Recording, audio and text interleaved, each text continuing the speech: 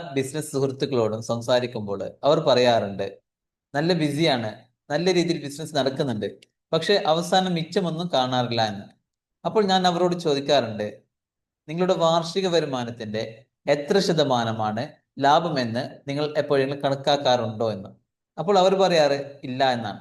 ഇന്ന് 75% ബിസിനസ്സുകാരും ശ്രദ്ധിക്കാതെ പോകുന്ന ഒരു മേഖലയാണത്.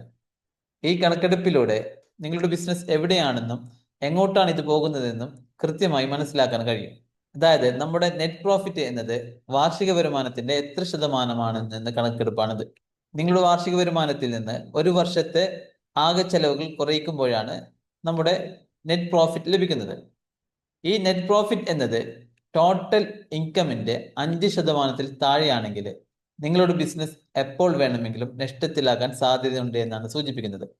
ഈ നെറ്റ് പ്രോഫിറ്റ് 10% കൂടുതലാണെങ്കിൽ അല്പം ശ്രദ്ധിച്ചാൽ നിങ്ങൾക്ക് മുന്നേറാൻ സാധിക്കും എന്നതും, അല്പം ശ്രദ്ധ തെറ്റിയാൽ താഴോട്ട് പോകാൻ സാധ്യതയുണ്ട് എന്നാണ് സൂചിപ്പിക്കുന്നത്.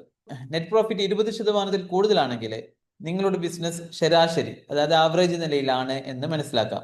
ഇനി 30% മുകളിലാണെങ്കിൽ നിങ്ങളുടെ ബിസിനസ് വളരെ മികച്ച രീതിയിലാണ് മുന്നോട്ട് പോകുന്നത് എന്നും, ഈ അവസ്ഥയിൽ കൂടുതൽ നിക്ഷേപങ്ങൾ നടത്തുന്നത് നല്ലൊരു തീരുമാനവുമാണ്. പല ബിസിനസ്സുകാരും കണക്കുകൾ കൃത്യമായി സൂക്ഷിക്കുന്നില്ല എന്നതും അവ കൃത്യമായി വിശകലനം ചെയ്യുന്നില്ല എന്നതും ഒരു യാഥാർത്ഥ്യമാണ്. മൊത്തം വരുമാനവും ചെലവും കൃത്യമായി താരതമ്യം ചെയ്താൽ മാത്രമേ നമുക്ക് ബിസിനസിന്റെ യഥാർത്ഥ ചിത്രം മനസ്സിലാക്കാൻ കഴിയുകയുള്ളൂ.